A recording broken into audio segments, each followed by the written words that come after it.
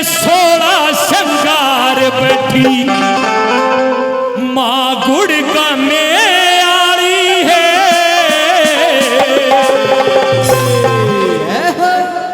आप उठा लीजिए हाथ, हाथ उठा के चलेंगे। सौगंध है सभी को, जिसको भी मेरी मांग के दिए 2 हाथ हैं, दोनों हाथों की तालियां बजा के चलेंगे और महारानी से कहेंगे के कर 16 श्रृंगार बैठी माँ गुड़ गाने आली है।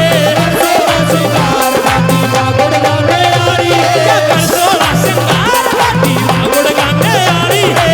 16 श्रृंगार बैठी माँ गुड़ गाने आली है। माँ गुड़ गाने आली है या शीतल से मसानी है। माँ गुड़ गाने आली है या शीतल से मसानी है। कर 16 श्रृंगार बैठी माँ गुड़ गाने आली है। 16 श्रृंगार बैठी